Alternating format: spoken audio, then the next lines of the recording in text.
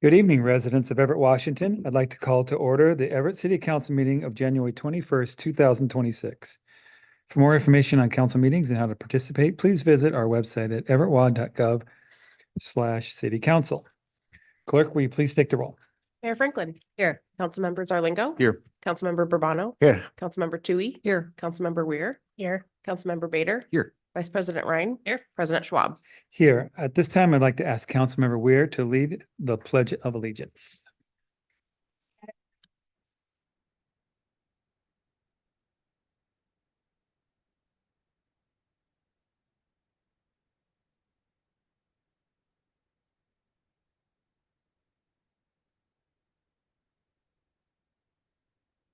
At this time, I'd like to ask Councilmember Bader to read the land acknowledgement.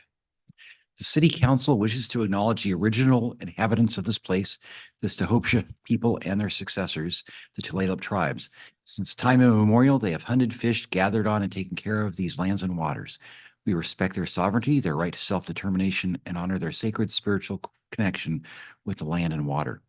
We will strive to be honest about our past mistakes and bring about a future that includes their people's stories and voices to form a more just and equitable society. Thank you very much. Well, good evening, Mayor. Good evening, President Schwab and council members and our community. First, I'm happy to be swearing in 2 new firefighters and like to invite Chief DeMarco forward to introduce them. All right. Good evening, Mayor and Council. Dave DeMarco, Fire Department. It's a pleasure to introduce you tonight 2 new firefighters. These gentlemen are at the end of their initial academy training. So for the last 16 weeks, they've been learning the fundamentals of being a firefighter. Next week, they will go out into operations and start to serve the community on the street and spend the rest of their first year on probation learning all of their first year skills in what will eventually be a career of learning that really doesn't stop until you get to my age and you're kind of done. First tonight, I'm going to introduce Council Vaughn. Council, you can step forward. Council's originally from Fairhope, Alabama, and now lives in North Everett with his wife and 2 children. For the past 7 years, Council has worked in HR software sales and implementation. Prior to that, he worked as a lifeguard at Pensacola Beach, Florida. Council holds a bachelor's degree in international studies from the University of West Florida and an MBA from National Taiwan Normal University. In his free time, he enjoys snowboarding, sailing, and camping with his family. Council, welcome to the Everett Fire Department. All right, next I have Cameron Collier. Cameron spent most of his childhood in Renton and currently lives in Kenmore with his wife and son. Cameron has a Bachelor of Science in Manufacturing and Supply Chain Management from Western Washington University.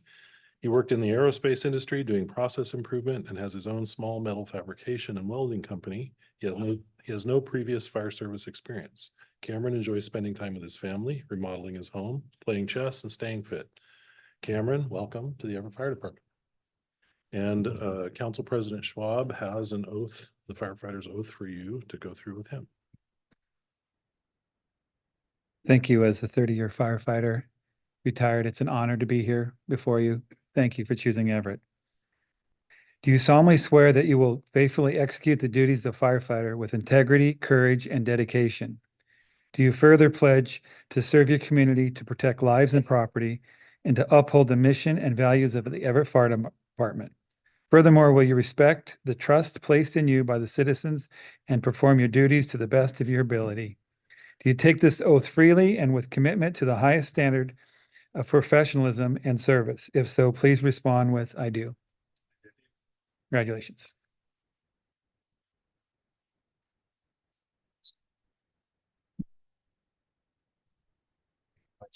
Congrats.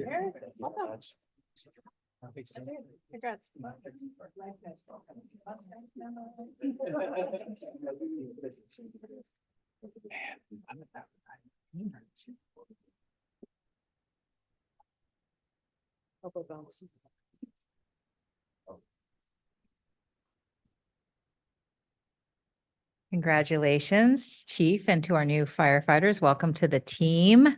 I'm also pleased to recommend 2 individuals to serve on the Historic Commission. I want to share that one of them has been dedicatedly coming to every single council meeting for more than a year.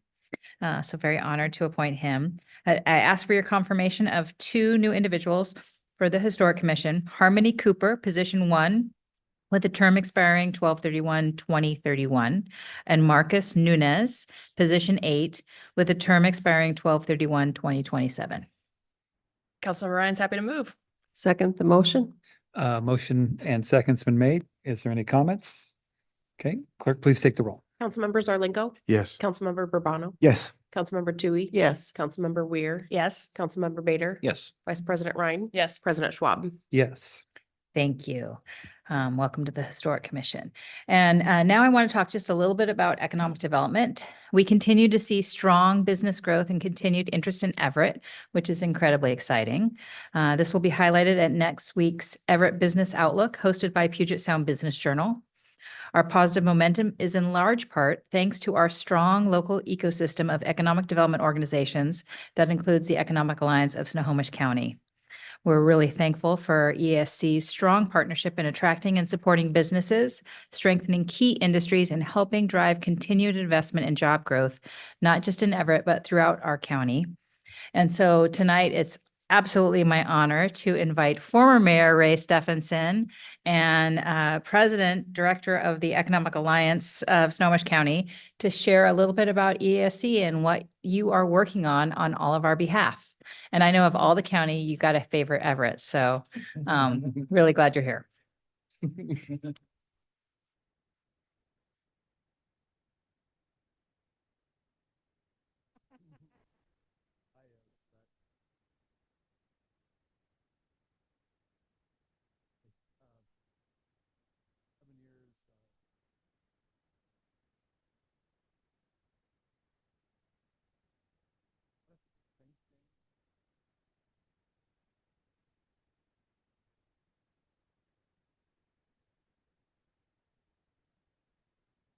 Ray, sorry, Ray, before you start, can you check your mics on? I don't hear it on the speakers. It's not on.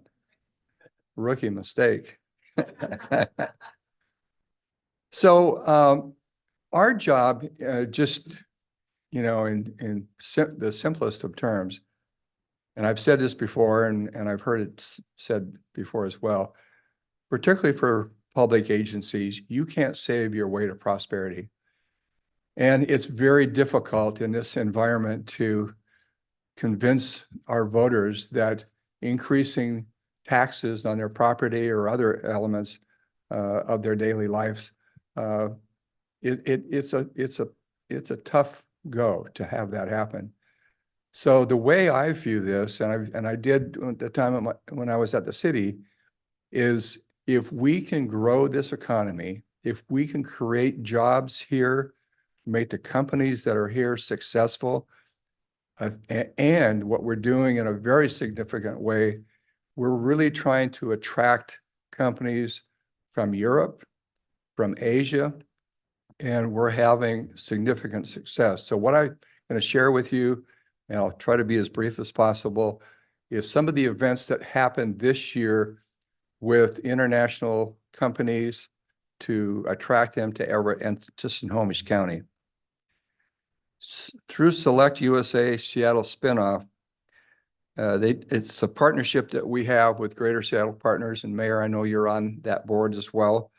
Several events took place right here in Everett. We began with the Port of Everett, where Mayor Franklin welcomed international companies and highlighted Everett's industrial strengths and waterfront assets. Additionally, programming at the Angel Winds Arena featured Everett's Economic Development Director Dan Ernest speaking directly to what companies look for during the selection process. A delegation also visited the Boeing Everett factory, giving the companies really firsthand exposure to the scale and talent of Everett's manufacturing ecosystem.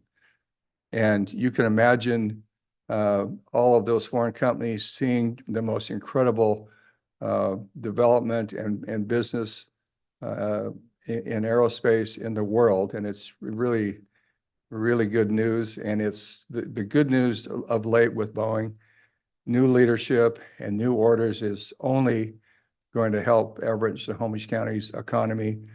And I'm looking for 737 to be assembled in Everett. I'll make a prediction, and I'm not a Boeing official, but I think the day will come where all commercial airline production occurs in Everett, Washington.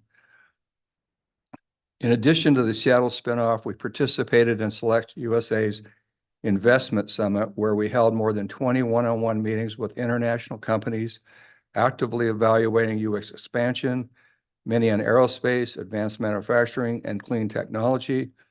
Those conversations feed directly into our recruitment pipeline and help ensure Everett is part of the early site selection discussion.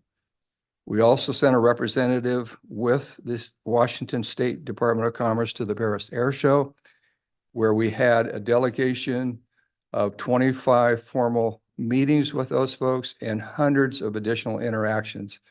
And they're really the suppliers that will look to this part of the world to locate their companies. So it's an important trip every year that we're on. It's in Farnborough one year and in Paris the other. Another strong example of collaboration was hosting Chubu Industrial Engineering Association delegation from Japan. This visit took place primarily at the Port of Everett, which provided an ideal setting to showcase Everett's maritime, industrial, and manufacturing strength. With a very short planning window, partners across the county and region came together to deliver a high-quality program. And we're very grateful that Councilmember Ben Solingo, join our discussion. So thank you for being there as well. Healthcare continues to be one of the most important sectors in our economy, and we all know the challenges that they experience. We had a healthcare summit where we had some very honest discussion at Washington State University about the condition of healthcare. I know personally and I know professionally, a lot of our businesses are struggling with how they're going to provide affordable health care for their employees. If one of the things that we provide at the Alliance for members that join, we can actively get them in healthcare pools to provide healthcare insurance. So that's important to us as well. But we had a very honest discussion. We focused on helping Everett businesses realize the opportunities for them and their employees. But I can tell you it is a huge struggle. Through this fall, we held a North Puget Sound Contracting Conference in Linwood. That conference, we expected about 150 folks. We had 550 people show up. And these are companies that are looking for how do they navigate the military and government bidding process. So we train them to do that. But just that absolute overwhelming show of attendance showed me that there's a lot of companies out there looking for opportunities to be successful in Everett and Snohomish County.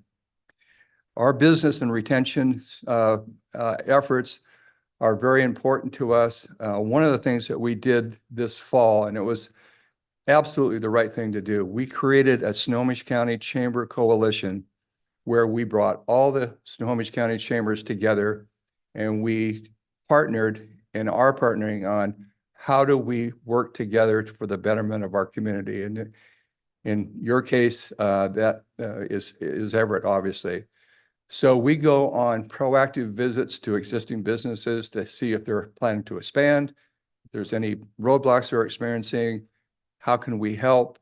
I mean, that's one thing that I have some experience is sort of navigating the public sector part. So I'm able to help that way. But we're coming together to create a coalition. When we go on business visits in Everett, we invite the Greater Everett Chamber leadership, or if it's Marysville or Snohomish, wherever it is. And we're going to come together every year and have an annual networking event, and we'll move that from city to city around Snohomish County. So I think there's a great partnership. I want to thank all of you for your foresight to stand up the Everett Chamber. Mayor and council to support that is important. And it's really filling a void that a lot of small businesses particularly just felt that they weren't getting the support that they needed.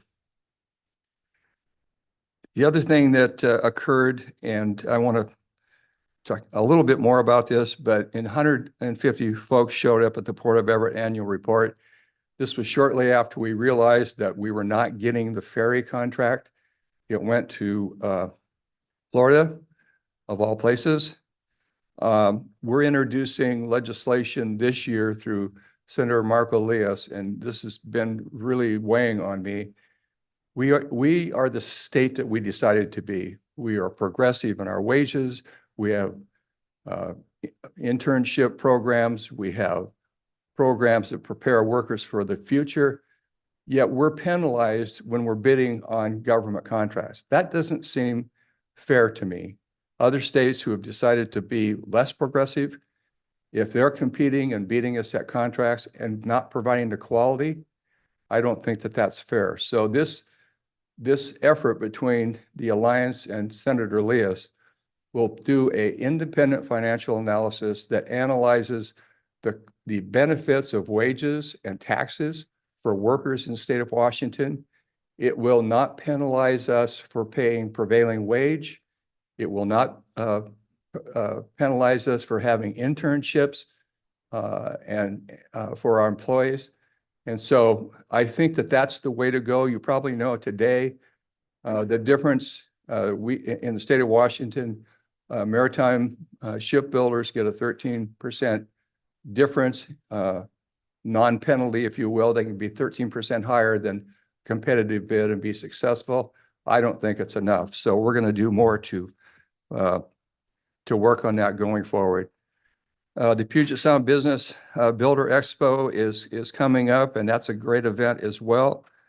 One of the things that we've established in 2025, I think probably most of you know, the Alliance was really a year ago a question whether the Alliance was going to continue to operate as an organization.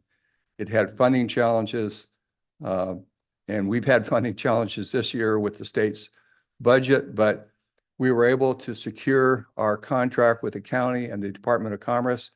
We're successful. We got a great team. We're small but mighty, but we're making a difference.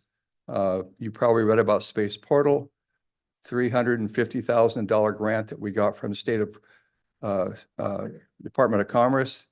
100 employees initially with 705 years, and that's in South County in the Bothell area. So a great company going forward. So I want you to know that the issues that are important to you when we're Olympia, and we'll be having our Olympia Day next week on the 28th. Public safety, daycare is a constant issue with employers and the Navy as well. We're standing up the Military Affairs Committee again to really focus on what's important to make that base successful. You probably know Naval Station Everett went through 2 BRAC base realignment and closure processes in its history. One actually before the base opened, and one in 2005 when I was at the city, and it was stressful. And so we want to do everything we can to ensure that the longevity of Naval Station Everett is there and there for a long time. So your folks know where to get a hold of me. You can call me day and night. I'm one of those people that get up at 4 a.m. wondering about how I'm going to solve all the world's problems. And we have obviously enough challenges right now, but this too will change. I think we're finding every avenue we can to make companies successful and get the right companies given regulations, given tariffs as well. So again, I wanted to thank you very much for your investment in the Alliance. We couldn't do this work without you. And my commitment to you is we're going to deliver. We're going to provide jobs. We're going to grow this economy. And I probably shouldn't say this because I'm representing Snohomish County, but you all and we all live in the best city in the state. So thanks. Thank you, Mayor. Yeah, I wanted Mayor Stephenson to come and share just the good work that's been happening there. It's been a long time since we had an update on Economic Alliance here, and we are members. So thank you so much for sharing. thank you. Appreciate it. And with that, I have no further comment this evening. Thanks. Okay, thank you very much. All right, well, we will move to old business. Do I hear a motion to approve the monthly minutes for January 14th, 2026? Vice President Ryan so moves. Second. Motion seconds been made. Clerk, please take the roll. Councilmember Zarlingo. Yes. Councilmember Bourbano. Yes. Councilmember Tui. Yes. Councilmember Weir. Abstain. Councilmember Bader. Yes. Vice President Ryan. Yes. President Schwab. Yes, okay, now it's time for public comment, which includes written comment acknowledgement. Under our rules, written comments shall be considered in the same manner as oral comments. Persons submitting comments must provide their name and city of residence to make the city council public record official. Angie, good evening. Do we have any written comments? Good evening, President Schwab. We do not have any written Okay, comments. how about any speakers? We have two in chambers. Okay, So I'll start with John, if you could please come to the podium. And please state your full name, city of residence, and you have 3 minutes to speak. Okay, I see the. mic I'm says no. sorry, you know what? I see that you wanted to speak at item 6. Do you want to wait till we get to that? I'd But- love to wait to speak at that time. That'd be great. Sorry about that. Okay, you. so I think both individuals would like to wait till we get to item 6. okay. Sorry about that. No, thank you very much. Okay, so moving on to, we have a guest presentation. I'd like to welcome Mukilteo School District Representatives, Director of Business and Services and Safety, John Pullman, and Director of Capital Projects, Shelley Henderson. We're here to do a presentation for us.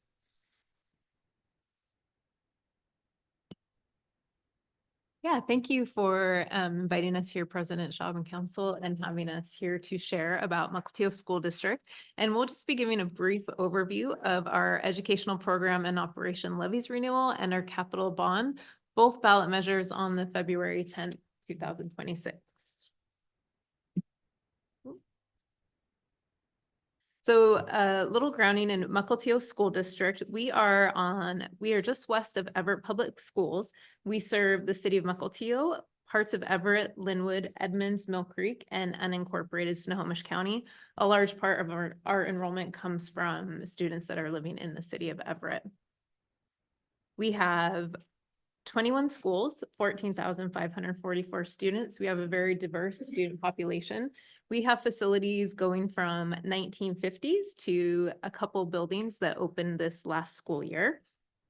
So we have some need for some bonds and levies in our district. And I will hand it over to John Pullman, Director of Business Services and Safety, to talk about the levies. Thank you, Shelley. So tonight we're going to talk about two propositions that are going to be on the election. Proposition number 1 being our educational programs levy, which is a renewal levy. So every 4 years by state law, we have to go out for a renewal of our levy because we cannot go past 4 years with that levy. As a reminder, when we talk about levies, we talk about learning. It's what helps fund our unfunded and underfunded aspects of our operations. Shelley's then going to talk about our bonds, which are for building. Capital infrastructure, building buildings, replacing buildings, or replacing the infrastructure within buildings when we think about heating and ventilation systems, for example. So like I said, we're talking about renewal levy, replacing a levy that we have that's expiring. We have a levy right now that was passed in February of 2022, with elections that span from 2023 through 2026, which means it's going to expire this coming December. Now, school years obviously don't run on calendar years. We start school in September and we run through June, and our fiscal year then actually ends in August. So what we're experiencing right now is we're in the 2025-26 calendar year, or fiscal year, and our fiscal year will end in August. This next school year, which we're just starting our budgeting process for, starts in September, and at December, that levy's going to end. So as we're building our budget right now, it's critical that we know if we're going to have a levy that continues on past December or not. And that's critical to know because right now our current operations are funded at 14% by the levy, which is a pretty large percentage when you think about the overall amount of money that we spend each year, which is about $330 million. When we go out for our new levy, it would be a 4-year levy as well, which would cover calendar years 2027 through 2030. Now, one question that comes up logically is, what does a levy specifically pay for? I mentioned that it pays for things that are unfunded by the state or underfunded by the state. And here we have some more specific examples. Athletics and extracurricular programs. A lot of the art programs we run, all the athletic programs we run are paid for locally, 100%, because we don't receive any state funding when it comes to athletics and extracurriculars. Elementary instrumental music programs or 5th grade band is something that we in Mukilteo locally run. It's a local priority for us, and it's fully funded by our local levy because it is a local priority. Pay for substitutes, a couple $1 million a year come out of our local levy to pick up the difference for what the state isn't funding for substitutes for our classroom teachers and also our office staff and classified staff throughout our district. And then we have all talked about budget challenges, whether it's in cities, it's in counties, it's in school districts over the last couple of years because of the increase in inflation. And that's something that we as a school district aren't immune to as well. And so for our curriculum adoptions, while the state does give funding for material supply and operating costs, with inflation specifically in insurance and utilities, in order to stay on the schedule that we feel like we need in order to educate our students, we have to help fund that curriculum adoption with our local levy. And then finally, services for students receiving specialized supports. And I'll talk about that more on the next slide. But first I want to talk about security staffing. This is one example of an underfunded area that we elect locally to invest more in because we feel like it's important in our school district for our community. Right now, based on the number of students we have, which is just under 15,000, the state funds a little bit less than 3 staff members to be dedicated to safety and security in our district. We feel like we obviously need more. We have 11 people who are specifically dedicated to safety and security within our district, which means that we're funding that difference, about 8 FTE, full-time equivalent staff members, out of our local levy. And then getting back to special education, we have about 2,200 students who receive some form of special services within our district based on state and federal requirements. And while they are state and federal requirements, the state and federal funding we receive only makes up about 75% of the cost that we actually spend, which means to meet those state and federal requirements, we have to find that extra 25% somewhere else, which comes out to be about $19 million that we have to utilize a local levy to help support. So overall, when we look at for proposition number 1, the renewal of the levy that we have right now that we would like to extend for 4 more years, what we see on the screen here is what our taxpayers will see when their ballots come out this week. What we're asking is for collection years 2027 through 2030 for an authorized levy amount of $61 million in the first year, going up to $71 million in the 4th year. Overall, that's about $1.88 per thousand estimated for the assessed value, for 1,000 assessed value. So overall, when we look at where we are, we want to continue renewing the levy that we currently have. Now I'll turn it back over to our Director of Capital Projects, Shelley Henderson, for the proposition number 2.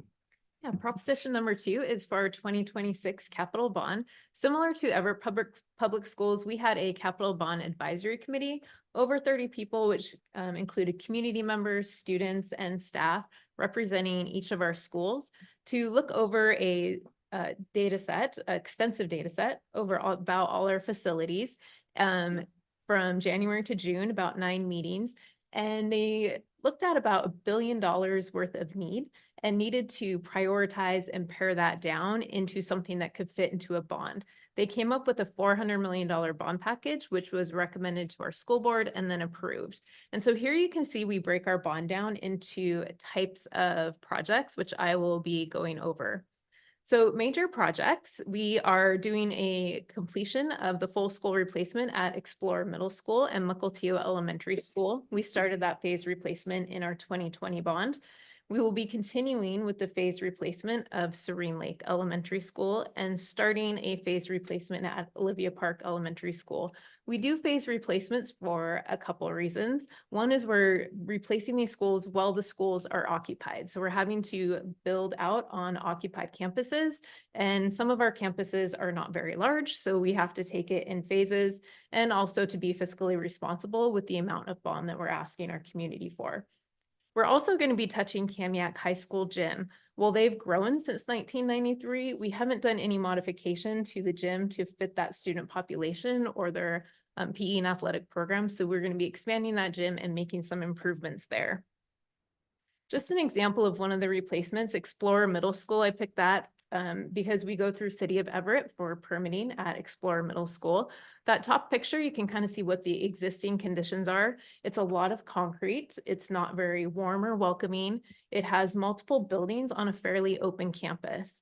That lower left-hand graphic shows just a block graphic of what the full school replacement would be. It'll be one continuous building with an interior courtyard, so it's more safe and secure for our students. That bottom picture on the right is the new athletic building from the 2020 bond, just giving you an idea of the difference in what you can do with a new facility. It brings a lot more light into the facility and has a little bit more of a warm and welcoming feeling for our community. Security is something that will be touched at all of our schools. We're continuing building on programs that we've put in place. We're continuing to do some integrated door hardware, which allows people to lock classrooms or office spaces, libraries from the inside of a classroom, so you don't have to go outside in an emergency and fiddle with keys to lock a door. We're also going to expand on our access control systems and our perimeter fencing just to ensure that our schools have secure campuses. We'll be focusing on fields, courts, and playgrounds, doing some replacements of synthetic turfs and tracks, resurfacing tennis courts at Mariner High School, some multi-purpose field improvements, and doing new playgrounds at 4 sites. All of our schools have a really high use during non-school hours for our fields and our playgrounds, similar to Everett Public Schools. So our sites are like a supplement to county parks and city parks. Oftentimes the playgrounds are closer to families because they're in their neighborhood, it's in their schools. So they're a little bit easier to get to. And so it's important to our bond committee and our school board that we're providing safe structures that are accessible. We're also going to be looking at our technology infrastructure. As you know, more and more systems are relying on network. And so we want to make sure we have that stable network by keeping up to date and upgrading older network infrastructure, creating and building out a small disaster continuity data center. And this is just to ensure that we can maintain some form of network during certain types of emergencies. Facility system improvements, not that exciting, but it's what keeps our schools warm, safe, and dry. We'll be upgrading and replacing some of our systems such as the roof, the sidings, windows, HVACs.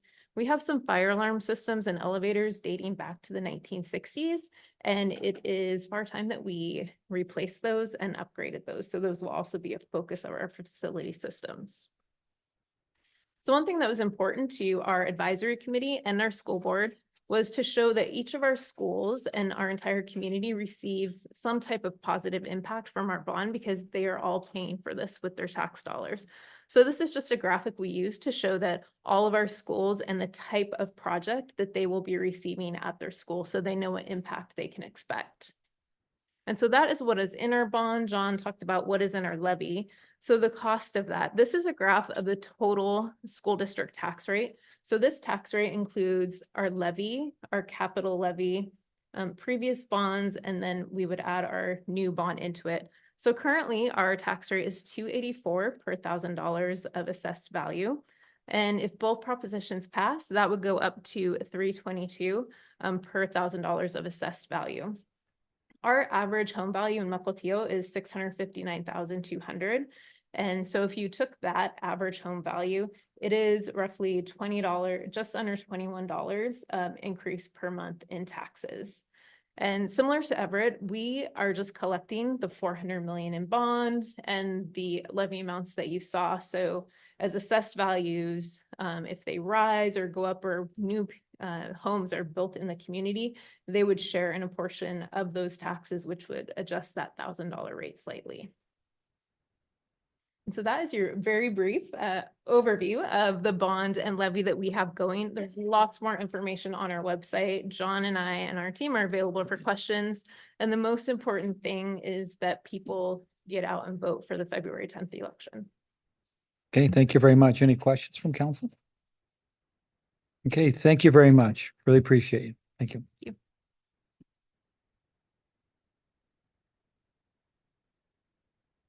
Okay, we will move to council comments.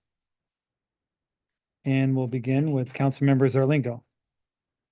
Well, just one brief one. I was happy to see our new firefighters. Also that one of them is into welding and some metal fabrication as I am. The diversity of skills and talents, it's always great to see, but no further comments from me tonight. Thank you. Councilmember Rubano. A couple of days ago, or probably a little bit more than that, we got an email from a young man who's a mountain biker, and he was asking the city, hey, where can I build some jumps so I can ride my bicycle? I just wanted to bring up to Major Franklin and the team how important it is for other communities to have places, especially for teenagers, to get distracted and to exercise and do all of that. And it's also as well that we make sure that we respond to people, especially the young people, because, well, we want them to be engaged. We want them to vote. We want them to show up to the meetings. We want them to let them know that we listen. So that will be my comment. Thank you. Thank you. Councilmember Tui. Yeah, I just want to welcome our new firefighters, and that's all I have tonight. Thanks. Okay. Councilmember Weir. No comment tonight. Thank you. Councilmember Bader. Hi, two reports. Attended the Puget Sound Regional Council Growth Management Policy Board last week, and just nothing huge for us. Continued to look over comp plans submitted by cities. We, thanks to York and the good work of our planning commission, we got ours done and all accomplished. There, believe it or not, there's still some cities that I think haven't even submitted theirs yet, even though the deadline has passed. So we did great work, and but anyhow, that continues as we see other cities in our region submit theirs and seek approval. And then also continue to look at regional centers, resubmittal of regional centers and review of those. You may recall last month or 2 months ago reported about they'd reviewed Everett, Tacoma, Seattle, and now they're kind of on the next tier down looking, do the regional centers that are out there meet the criteria that they'd hoped to have them meet in terms of things like density, size, et cetera. So anyhow, that work will continue. Then attended as well last week the Transportation Advisory Committee, first meeting for my new liaison assignment. A couple interesting things. I think it's Sergeant Davis, I'm not quite sure. Who serves on the committee, brought to us some interesting information. They use some metrics from telematics, which looks at data from massively aggregated data, so not specific, but where people's driving habits are not individuals, but in the aggregate, not in accord with what we want to see on the streets, and running lights, hard braking, not taking California stops, and fascinating data out there that gives him and I think our traffic engineering folks some good areas to focus on in terms of where there could be problems we need to look at for provide safer traffic and transportation system. We also looked at the TAC priorities for this coming year. Again, no surprise, focused mainly on safe streets and Vision Zero. So we'll see more of that. And then next month, focusing on freight traffic on Everett Street. So it'll be a fascinating one there. And that's the end of my report. Thank you. Thank you. Councilmember Ryan. Great. Thank you so much. On Monday, I attended the Martin Luther King Jr. celebration at Carl Gibson Center, and it was a really moving event and a fantastic turnout for the march as well. Thank you, Mayor Franklin, for also joining and sharing the MLK proclamation. On Monday, I attended the Lowell Neighborhood Association meeting, and on Tuesday, I attended the Valley View neighborhood meeting, and I wanted to give a congratulations to the new chair of Valley View, Amy. So welcome to being chair. It's a lot of fun. Reach out anytime. Thanks. Okay, thank you. I attended 2 neighborhood association meetings. The Harvey View Seahurst. Actually, I think it was the Boulevard Bluffs neighborhood. And their main discussion, other than traffic speeds, was they're looking at collecting donations for the Women and Children's Shelter, that the new one that's going to be opened up on Super Ducey Road. So hats off to them. It's great to see the community come together. Also attended the View Ridge Neighborhood Association, and a lot of discussion there about traffic. So I also attended my first Everett Libraries board last night. The board did adopt the strategic plan that, of course, that was proposed in our last meeting. Also, I just made a couple of observations on my first meeting I wanted to share. One is it's just not books. You know, they have to deal with an atmosphere. The building, they work really hard to create a learning, engaging, and inclusive atmosphere. And there are a lot of challenges like a leaky water fountain that caused a lot of damage. Also, they spend a lot of time with partnerships. Recently, just with the Children's Museum, they had events with a local Girl Scout chapter and the school districts. Also, another observation is they are slowly transitioning their paper books to electronic versions.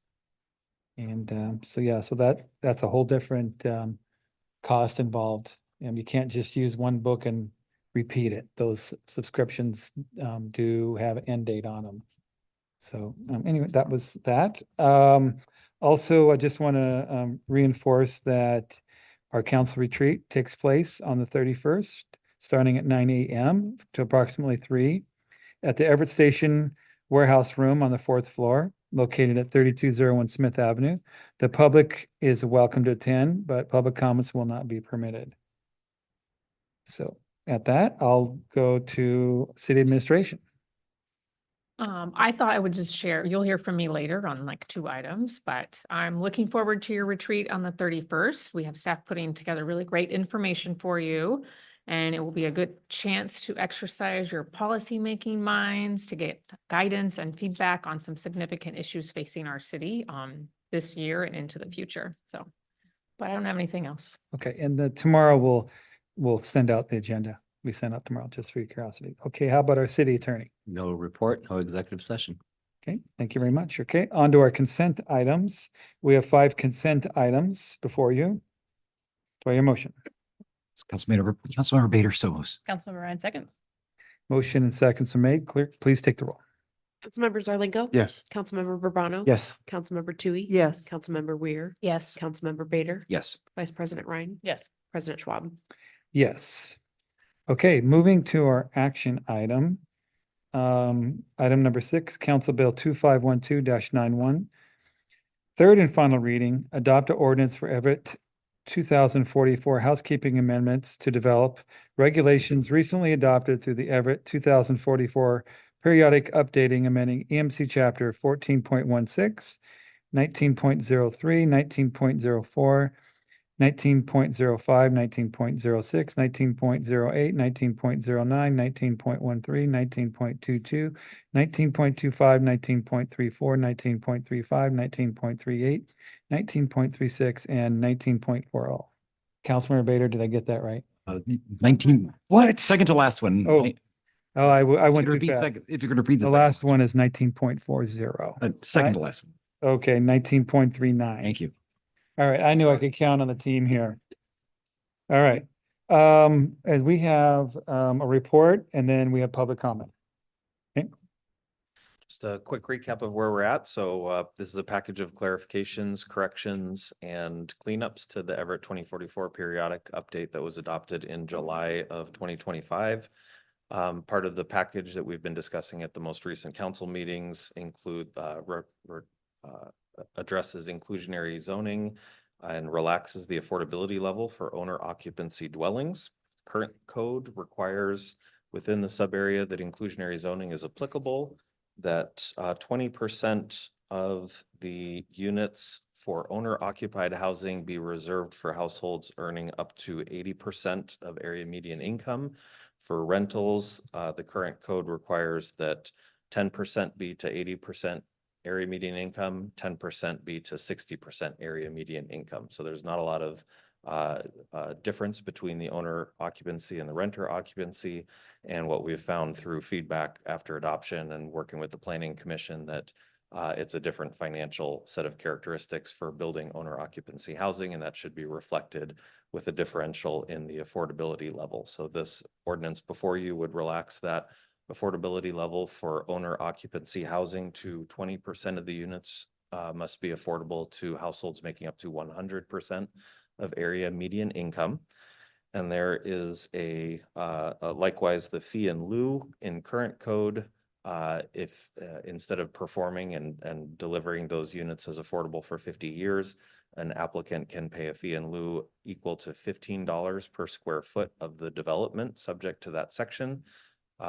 Right now, that is the same whether it's owner or renter occupancy, and the ordinance before you would reduce that fee in lieu for owner occupancy units to $9 from 15, so a 40% reduction. There's some math that that shows that that should align with the affordability level of going from 80% to 100%. We have two amendment sheets that address mostly how we know that it's owner occupancy housing. There was one way in the ordinance as it was presented to the council originally, and that was with a covenant that would require owner occupancy for every unit subject to the inclusionary zoning requirement for 12 years. That was seen as too onerous, and there was some flexibility that we could add by adding two more ways. One of them was to sell every one of the units subject to it to a different entity or person. So that way we know it's at least not being sold as a block to be operated as a rental after getting what would be a reduced fee in lieu rate or affordability level. And then there was a third way that would be by agreement with the applicant and the planning director, where we would ensure by some other method or an adjustment of one of the first two that it is indeed intended for owner occupancy and deserving of that different rate. There was also an inflation adjustment that was recommended by the Planning Commission that was missed by yours truly, and so that is added in the amendment sheet 1 as well.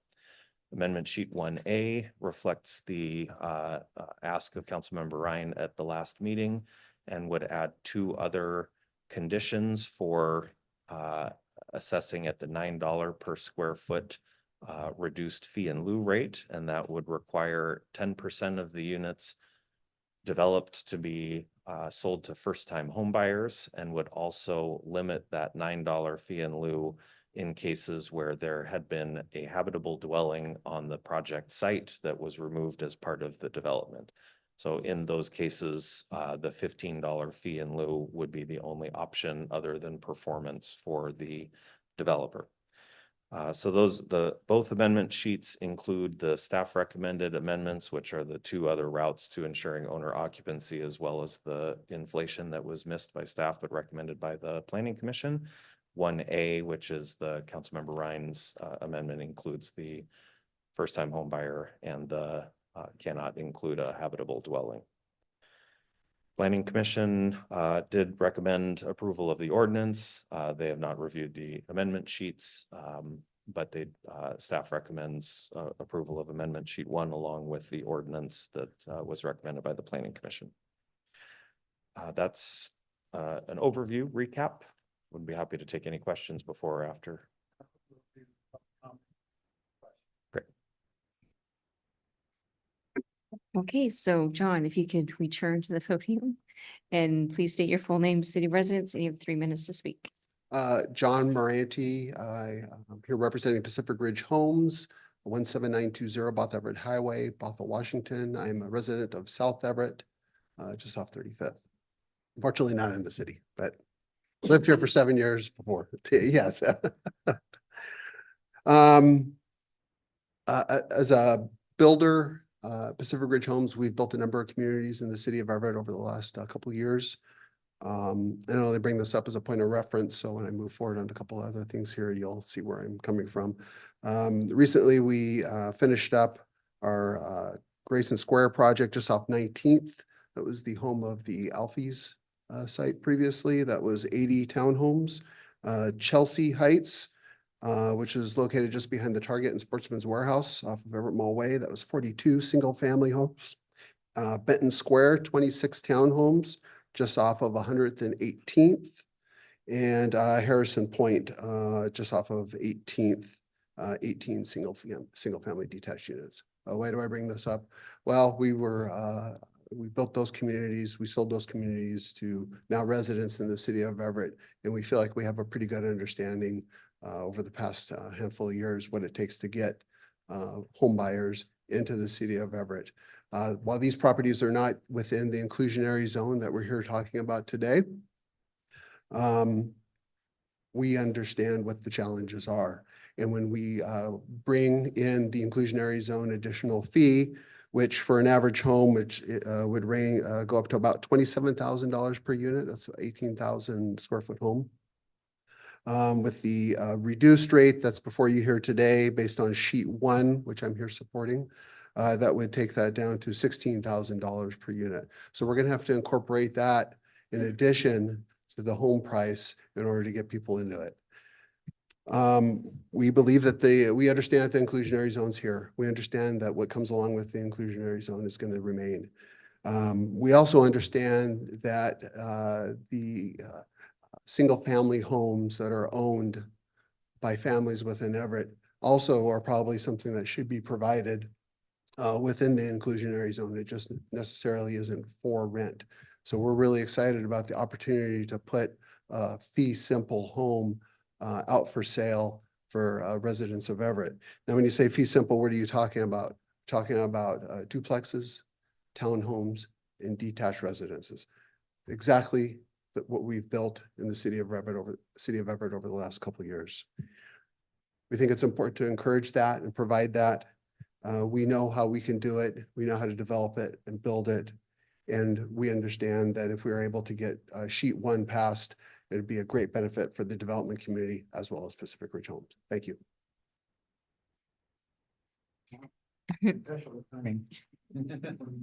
Russell, if you could please come to the podium and state your full name, city residence. You have 3 minutes to speak. Thank you, Russell Joe, Master Builders office located in Bellevue. Thank you for the opportunity to comment on the inclusionary zoning and the other amendments this evening. Madam Mayor, staff, council, you've all been great to work with in terms of trying to find the right path forward to get the fee simple and owner occupied homes that you want in the city of Everett. We at Master Builders and our 2,500 members have looked over the amendments and would be supportive of the staff language in sheet 1 this evening. 1A is not something that we are dead set against. However, we think that it does need a little bit more vetting. Perhaps it could go back to the Planning Commission so that it could be discussed a little bit more to determine its impact and how it can best be applied in the city. I appreciate John Moranti coming to speak tonight. He indicated that if the inclusionary zoning fee goes from $15 to $9, the price of individual units would fall from $27,000 to $16,000. Why is that important? When the median price of a home in Snohomish County goes up by $1,000, the National Association of Home Builders, our national, has determined that 1,036 families are priced out. Now, priced out means that they can't get a loan at 10% down and the current interest rate. So when you're bringing the price down by $9,000, or in this case, $11,000, you're perhaps opening up home ownership to others that wouldn't have the opportunity to get a home in the city of Everett. We know that homeownership is very important for you. You want to have people that live in your city that have a stake in the civic life of the city. And we believe that reducing the fee from $15 to $9 is the right way to go this evening. We would be supportive of the staff amendment language this evening. Thank you. And that concludes public comment.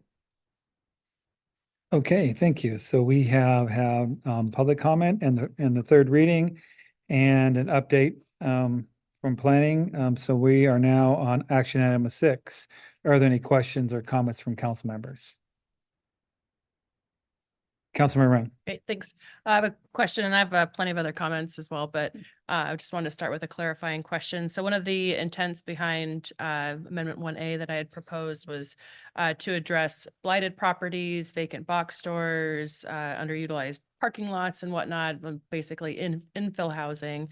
So I just wanted to confirm that the language in B1 for on Amendment Sheet 1A, where it says no pre-existing habitable dwellings are demolished as part of the project, subject to the subsection, encompasses the intent of big box stores and like single family residents that are condemned or otherwise not able to be habitable.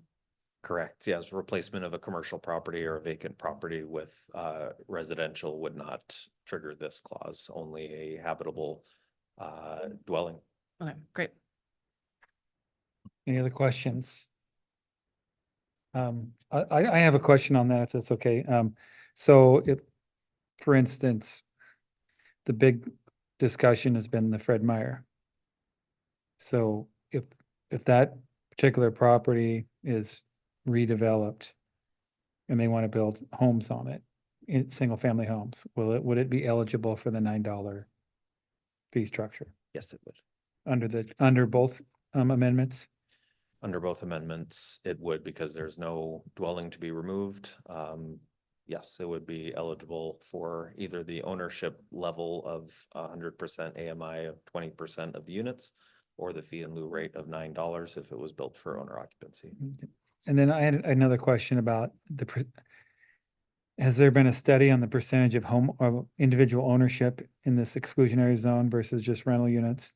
You know the ratio? That are currently in there? Yeah. I have to, I think it's a strong majority rental households currently. Is it's But I higher am- than like North Everett, I think it's like 60%. 60% in that area? Or maybe even a little bit more than that. Okay. In that census tract. I also want to point out that there are many well, and I don't know, anyways, Councilmember Ryan, Council Vice President Ryan, you have mentioned kind of that naturally occurring affordable housing is like a weird and like not a great term.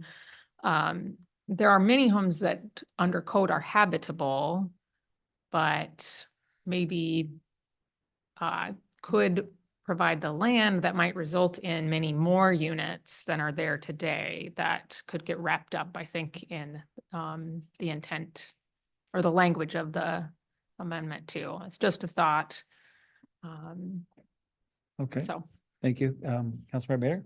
Yeah, Council President, do you want to get us, want me to get us started by moving amendment sheet 1 and then go from there? Would that be appropriate? Sure, however you want, it's, yeah. Gotcha. Well, let's get started then by moving amendment sheet number 1. Seconded. Okay, so we have Council Bill 2512-91 with there's been a motion and a second to do amendment sheet 1. Are there further discussion on the amendment at this point? Councilmember Ryan. Thank you. I would like to hear further discussion about the intent behind amendment sheet 1A. I would support the discussion going back to the Planning Commission to discuss further.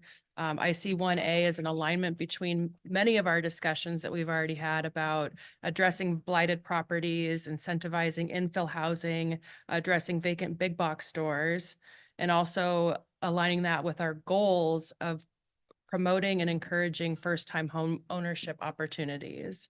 And I think that it's worth discussing more, and I think the needle can be threaded, and it would be a missed opportunity to not have that further discussed or further zhushed out. I think that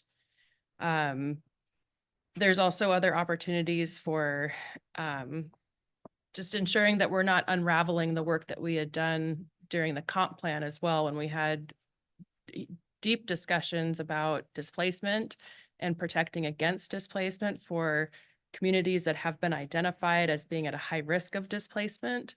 And so I want to make sure we're honoring our past work and our past selves in those discussions and not unraveling something that we had intentionally put in motion months ago.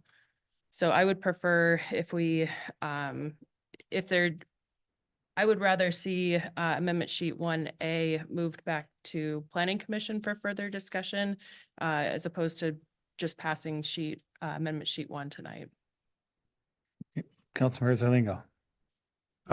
I would favor moving forward with amendment sheet 1 because I don't want to delay getting housing.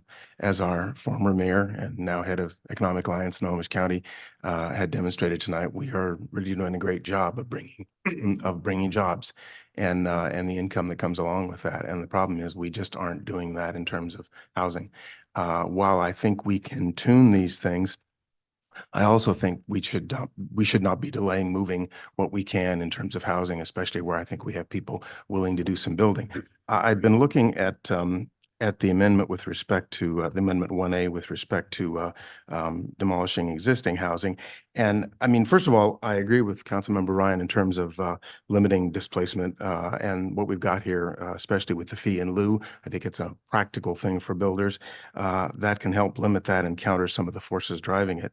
It has the potential to provide money for rental housing, but also for increased ownership opportunities, which really that part of our city deserves. That's something they're underrepresented in. And of course, our general comprehensive plan and the kind of feedback we get from the Puget Sound Regional Council says that we need more middle range housing, middle housing and middle range housing and upper range housing. So this helps get to some of our residents who have some of the most limited opportunities into ownership and housing, and that's a great way for long-term wealth building.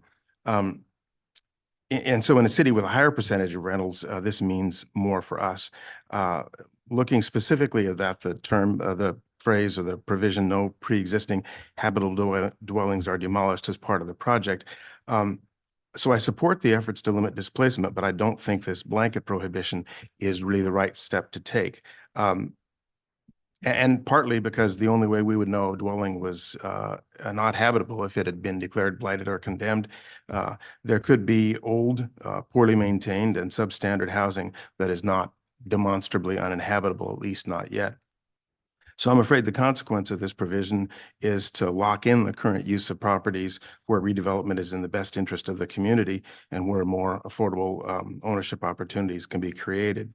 And in terms of the effect on this, given the current high value of land and the substantial costs of tear down and remediation, which some of us have experienced ourselves, the city has, and our neighbors, I expect that only properties long past their useful life or beyond economical restoration are likely to be financially practical in terms of redeveloping to owned housing, likely middle housing in the form of townhouses, duplexes, triplexes, et cetera. So given that situation and keeping in mind the concern about displacement, I'd suggest with respect to the provision about no pre-existing habitable dwellings are demolished, et cetera, that we turn that part of that to our planning department and our planning commission for study and possible future action. But I think because there's a kind of a built-in protection against significant displacement that way, that the only places likely to be torn down are the ones that are really on that edge right away, that we can move forward with Amendment 1 as it is, and then use that protection to give us time with the Planning Department and the Planning Commission. And that also gives us a chance for public hearings on this matter that we wouldn't otherwise have. Because otherwise I'm concerned we'll unnecessarily deprive this area of the best chance it has for ownership opportunities. So that's kind of my take on this. Not that we shouldn't consider that kind of restriction, but I don't think we're going to be seeing any sort of large scale or wide teardowns, and we may not see any in the near term. But if we see them, I think they're going to be quite limited to just the kind of properties we feel like that the owners are willing and that the builders are able to provide in an economical way some ownership opportunity. Thank you. Just for clarification, Council Bill 2512-91. This amendment sheet 1 is what's included in it is definition, or did it need to be amended? It's not really like a point of order on Councilmember Bader's motion, but it kind of is, and I'm enjoying that. You might want to move the main motion and then make the amendment, Okay. which would either include sheet 1, which is the staff recommendation, or some modification. Okay. Remanding it to the commission, to planning commission, et cetera. Okay. But I knew there's maybe- some some clarification on that because Maybe Councilmember Bader Ex- would withdraw his motion into Well, the main one, and then, yeah. My intent was to move the main motion along with Amendment Sheet 1. I should have been looking yeah, and at our city attorney, probably was catching my was foot that the forward. intent? Was that the intent of the second? Councilor Zalingo, was that the intent of your second? Yes. Okay, I'll let that stand with the intent. And Thanks. so for Sorry, my clarification. apologies. Sorry. Okay, so before us, we have a motion to accept Council Bill 2512-91 as amended with sheet 1. So, more questions or comments? Councilor Yeah, I just have one comment. I think that I would feel better if we did have a little more research on those two new thoughts that Councilmember Vice President Ryan had. And just, what does a 10% of dwelling look like for new homeowners? I know it's hard to come up with any kind of a down payment, but is 10%, I mean, we want to incentivize that, but is 10% too big? Is it not enough? So I would like to have a little more background on that if the planning commission gets this, would be great. Okay, so clarification, is that something we need to direct, or is that something you can just take back a sheet, the changes proposed in sheet 1A? Yeah, I would be happy to work with the planning commission to review those two. I would ask the council to pass sheet 1 in the meantime. There is some risk, of course, in the intervening period that a development happens, but we would get right on it and make that period as short as possible. Okay, I think it would be good to get recommendations and still keep this idea open. Sure. There might be some benefits to that. And remember how many other items are included in the, Yes, the 36 sections in the yeah, ordinance. so we want to get those 36 sections adopted and then we can review the other proposal you guys have been discussing. Okay, any other questions or comments from council? Councilmember Weir. I just want to say I appreciate Councilmember Ryan's thoughtfulness to, reminding us that we do want to be aware of displacement, and but on both sides, we want to look at the unintended consequences of putting something into motion. So, and I like the addition in particular about making sure that we're setting aside a percentage that is for first-time homebuyers, particularly if we are looking at these as that first step into home ownership for people. We want to make sure that they have that first shot at it. But yeah, I'm confused on what is considered habitable, because as Councilmember Zarlingo pointed out, most likely these are going to be the places that are so far gone but we also don't want to see somebody come in and say, oh, this, I don't like running this apartment complex anymore, so I'm going to sell it off. So I'm in favor of having our planning committee do a little more review on that and see what that would actually look like. Okay, thank you. Any other, Councilmember Bader? Thanks. And this is maybe more broad, but I think, and I don't know if I got it right, but it might spring from the fact serving on Puget Sound Regional Council's Growth Management Policy Board for so long, but it seems to me there is a tension between the desire for more density and displacement.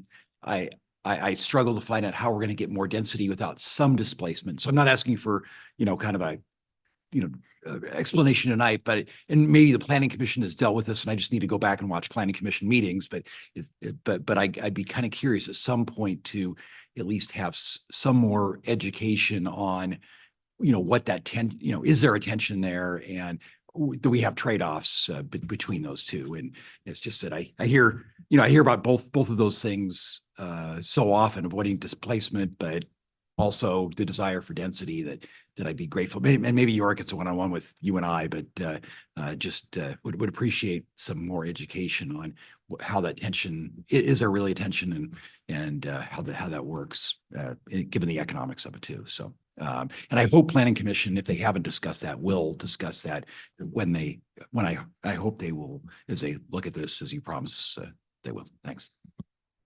And just very quickly, I'll say that there is definitely a tension between housing development and displacement, and direct displacement and indirect displacement. And there's risk on both sides of reducing or avoiding housing development, as well as demolishing existing housing. This inclusionary zoning framework is directly intended to address the displacement that is at risk from our overall growth strategy. So this was put in place because of concerns of displacement in these areas. So whether we have it exactly right or not, but this entire inclusionary zoning thing is directly attempting to address that.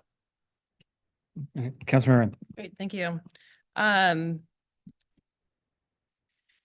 the first-time home buyer, 10%. So it's I wanted to give a a general reminder too, that for fee in lieu and all this fun stuff, there's also 20% are set aside for 100% AMI and lower. So for folks who meet that income threshold, they're more likely to be first-time home buyers because they don't have the income level to have purchased a home prior. So it's I would love to see data for sure, but that was the understanding that I had when I was thinking through different numbers, that if there's 20% set aside for 100% AMI, that those 20% of buyers are unlikely to have previously purchased a home, and this would be their second home, so they would be first-time home buyers. And then when I think about naturally occurring affordable housing, I still really don't like that term. It's so silly. I remember some public comment that we had maybe 6 months ago, where folks were sharing from Casino Road area that they were sharing that they have 11 people in one unit because they literally can't afford anywhere else. And oftentimes those units are substandard, unfortunately.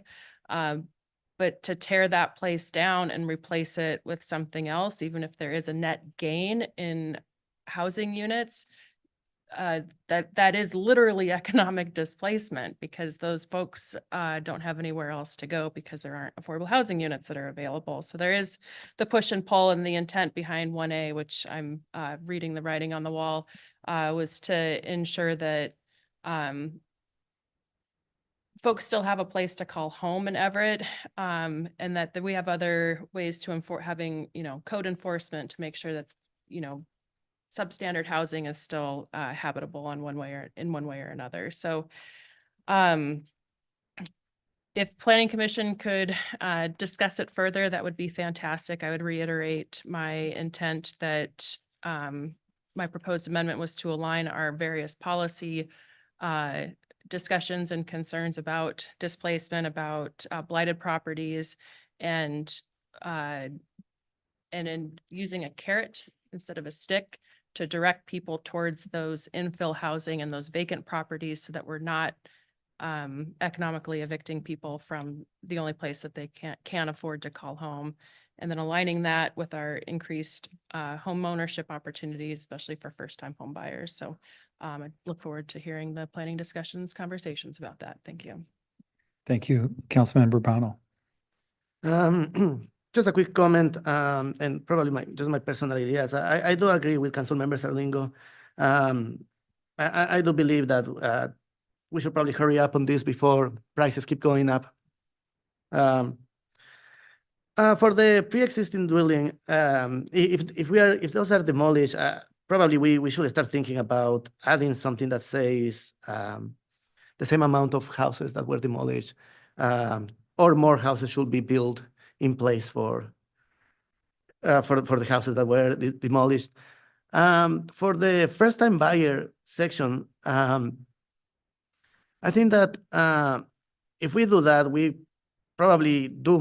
displace more people actually by doing that, because it will be, in my opinion, will be nicer to have a preference for the people who already live in the neighborhood, even if these are second home buyers, to come and buy houses there.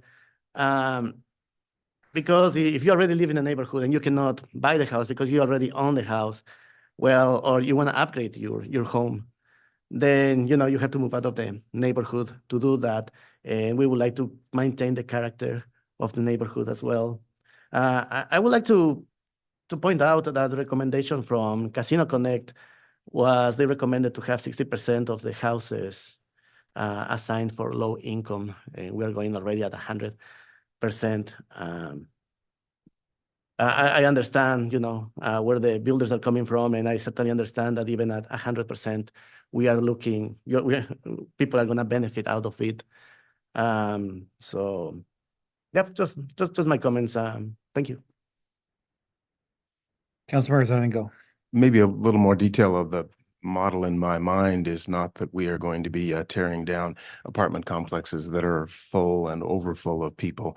The places that we're talking about, in my expectation, are often single-family, very old homes that have fallen into disrepair on large lots. And those are that limited set of things that they're really economically not practical to bring back up to rehab, but instead to redevelop is what we're looking for that. I had not thought about Councilmember Burbano's suggestion about a clause that might say if you're going to do redeveloping, you have to provide at least as many units or maybe a significant higher percentage of units, because that is our intent here. So that if, for example, a single family home on a large lot was torn down and you put in a fourplex instead, because there are some large lots in that area and some housing that has indeed decayed significantly. That is the kind of thing that I think why I'm suggesting that we go with our Amendment 1 and then aim this at our planning department and commission, because I think that's the kinds of things they can think of that we might not think of, or that they can evaluate in a disciplined way and then come back with us in the near term before very much of this is redeveloped or displaced at all, and give us some ideas of the tools that both will work and are implementable or buildable by our building partners and that community. Because what I'm really concerned about is that we delay on this and then we simply don't get the housing. And that is a loss for everyone. And we are investing billions in sound transit things and getting this area to be more functional for a wide range of people. So I think that's a reason to move forward on this, but also to consider those additional measures that we might take and could conveniently adopt. Councilmember Weir.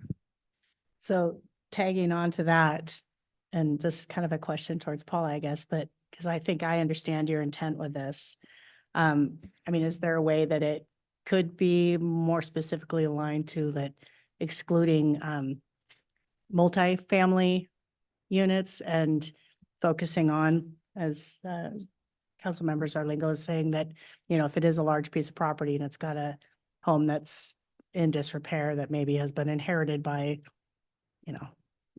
the elderly grandparents pass, whatever, the situation is, that is more what we're looking at, even if it would technically be habitable, but if it's a multifamily or multi-unit, so that we're taking the apartment complexes kind of out of the equation there as far as being able to apply for this. Does that kind of come across? Yeah, thank you. I appreciate that. Yeah, I'd be curious to know how many, because these are sub areas and there's a geographic boundary. So I'd be curious to know how many eligible single family residences or how many single family residences are even in those zones, if that would be just like, what is if it's 3, that's one thing. If it's 300, that's another thing. Sure. Yeah, we can gather that information, especially if we're gonna take a closer look at this aspect of it. We do have a pre-application in, just recently came in for almost the exact scenario that we're looking at here. A house on a very large lot that would be replaced by 9 houses on that lot. Single family. Yeah. So that's an example where depending whether that would disqualify, it would mean that fee in lieu rate would be $9 or $15. Thank you, Councilmember But Tui. there are I'm not sorry. many in that area. It is predominantly multi-unit structures, apartments, condominiums. Thank you. Just a reminder, we still have the council bill with a motion and a second to include to pass the sheet 1. I just had one Yeah, quick go ahead. comment. I think when the planning commission looks at this, maybe they could look at what are ways that we can, if there is a large apartment complex that they'd like to do this, well, there should be some parameters we should put around that to prevent a lot of people being displaced, or there's some way they have to accommodate all the people before they begin the project, but something in place to hopefully alleviate that. Thank you. Well, I just want to commend this council for, owner occupancy, affordability, first time home buyer. I really appreciate this council here and the due diligence and the thoughtfulness that we're putting into this. And thank you for the planning department, and thank you for private partnership with the city.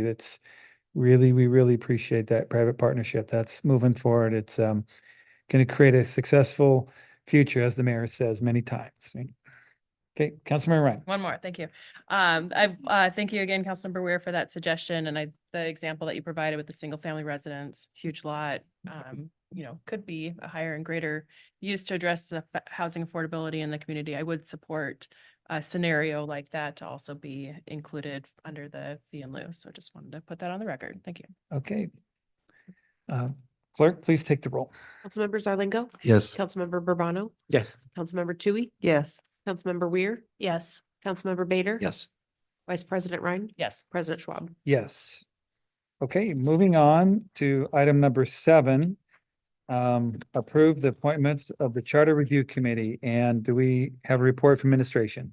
Yes, I'm really excited to bring the formation of the Charter Review Committee to you tonight.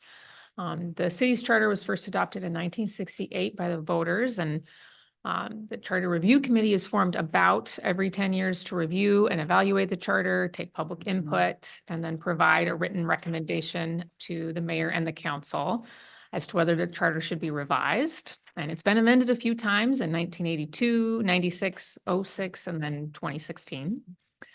If the committee approves a recommendation for an amendment, they have to submit an explanation, a report of some kind for those revisions and recommendations to the council.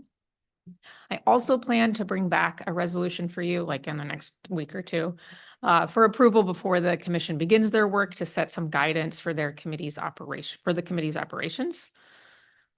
I mentioned there's ways for the public to be involved. The committee has to hold at least 2 public hearings. That's a minimum. They could also take regular public comment at their meetings like you do. And I'll make sure that we set up like an email address or web form to help facilitate that as well.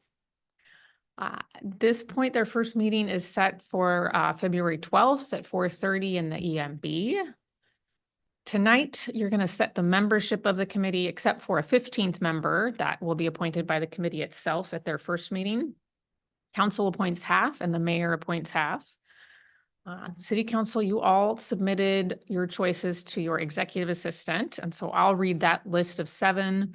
After that, you can make a motion to approve those appointments, and I'm also happy to answer any questions. So the nominees are Brady Begin, Grant Harrington, Sherry Ireton, Tom Norcott, Sophia Pastor, Mason Rutledge, and Deb Williams. So I have a motion. Councilmember Ryan moves approval. So move the second. Clerk, please take the roll. Councilmember Zarlingo. Yes. Councilmember Burbano. Yes. Councilmember Tui. Yes. Councilmember Weir. Yes. Councilmember Bader. Yes. Vice President Ryan. Yes. President Schwab. Yes. Is there going to be? I mentioned that the mayor appoints half, and I think that she would like to share her 7 as Okay. well. Thank you. Yeah, so thank you for the appointments. It looks like we've got one from at least every district, which I love seeing. So thank you, council, for doing that geographic diversity. I've got 7 appointments here as well. Rod Sniffen, Randy Bolerjack, Leland Dart, John Trainer, Ellie Vasquez, Liz Stenhouse, and Emily Hoke. Also working to get geographic diversity and also some gender diversity to our team. Great. Is there a motion? Is that just done by executive just done. order? In the But charter, it yeah. says that the mayor appoints 7 and the council chooses Okay. 7. So there Okay. doesn't, as opposed to other boards and commissions where you confirm her appointments, this one just says that the mayor appoints You them. can confirm if you'd like. Okay, no, we're good. No, with we that. don't need to set a precedent. Did I have a question? Councilmember Vader? Go ahead. I just want to make a comment that, and I probably am similar sentiments from my fellow council members, that this was a difficult process because there were a lot of good names and applicants there. And, especially for me, at least those who'd been involved in their neighborhoods, very attractive names to add. And so it was a very hard process to narrow it down to, I wish I'd had 7 selections like the mayor did too. I didn't have enough either.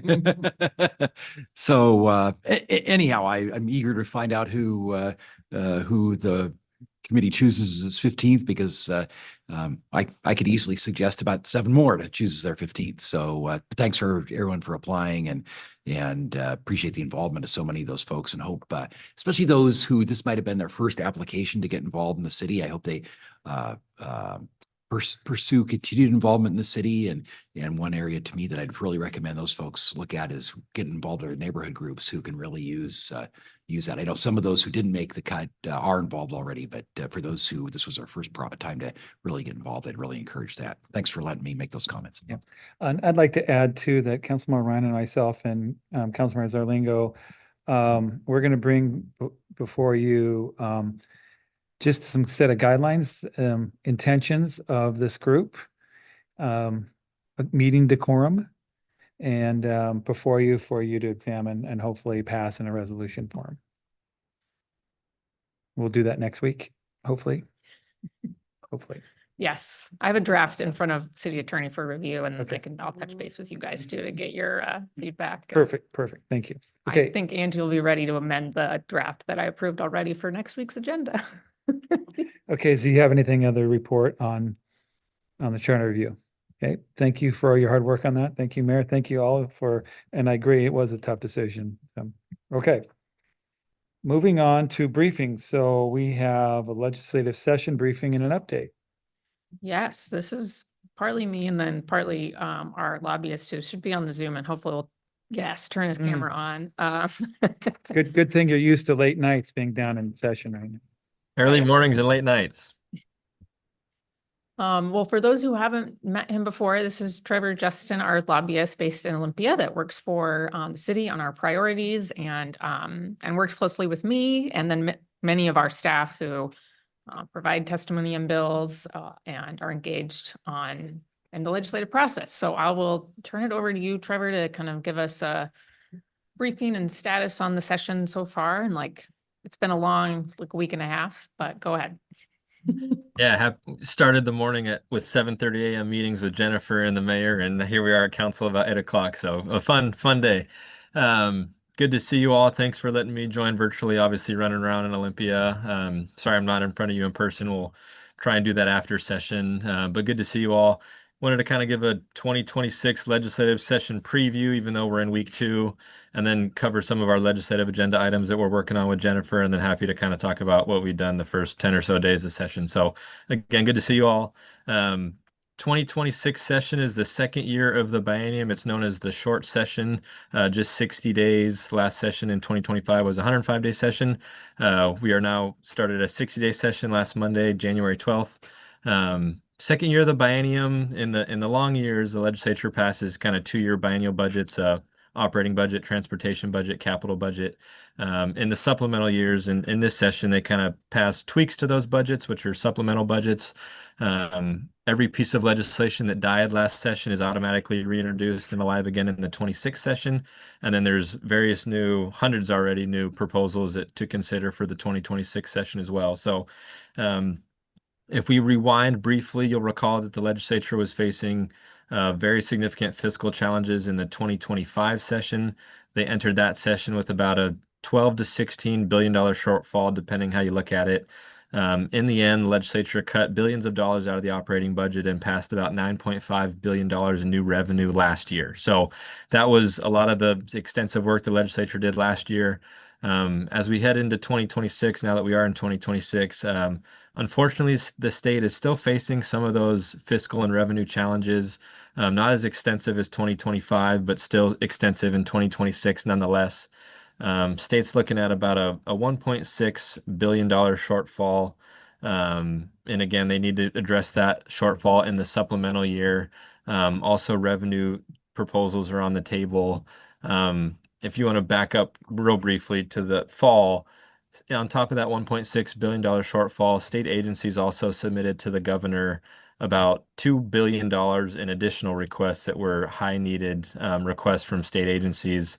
Caseload adjustments, essentially, costs of services just go up and are more expensive year over year. So the governor released his budget proposal to the legislature in December.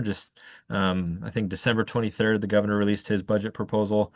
And again, on top of that $1.6 billion shortfall, he decided to fund $700 million of those state agency requests. So if you add the 1.6 to the 700 million, it's about a $2.3 billion shortfall that the governor addressed in his budget proposal to the legislature. He did that, closing a couple tax loopholes to large corporations. He drew about $1 billion from the budget stabilization account. He made a couple different fund transfers and cuts to state agencies as well. So that's kind of the governor's proposal that he submitted to the legislature. Significant that this is actually the first proposal we've seen from Governor Ferguson. Governor Inslee submitted the governor's budget proposal to the legislature last year on his way out of office. So this was the first kind of proposal we've seen from Governor Ferguson. So still kind of getting a sense of how he wants to write his budgets and propose to the legislature. So we saw that in December. The governor in his budget release and press conference in December also came out in strong support of a millionaire's tax, which is a tax on income over $1 million. This has been a progressive revenue proposal that's been getting significant airtime probably since about October, November. It's really picked up steam. And that's kind of the leading progressive revenue source they're talking about in Olympia for the 2026 session as well. So that's kind of, again, the legislature facing that budget shortfall again, looking at progressive revenue again for the short session. Important to note that even if the legislature decides to pass a significant revenue source like that, or the millionaire's tax or the income tax, the state would not expect to see actual money from that income tax for several years. I think most agree that it would have to go through the courts, and the state Supreme Court would have to decide on that type of tax. And a lot of folks agree that it would be on the ballot for voters to decide as well. So it kind of, while it could help some longer out year term fiscal challenges, still have fiscal challenges in the short term nonetheless. So again, it will be another difficult fiscal landscape and supplemental budget year for the legislature to face in this short 60-day session. Pause there, see if there's any questions, and then happy to talk about some of the legislative agenda items that we're working on. Okay. Thank you. No questions so far. Great. And yeah, we just want to talk about our legislative agenda priorities. Again, this is the second year of the biennium, so a lot of the items on our agenda are somewhat carryover items from the 2025 session, have a number of new items as well. And I know this is in the council packet, so y'all can read that and review that. In the first section, kind of quality of life, economic development, and housing, we've had our capital budget items here.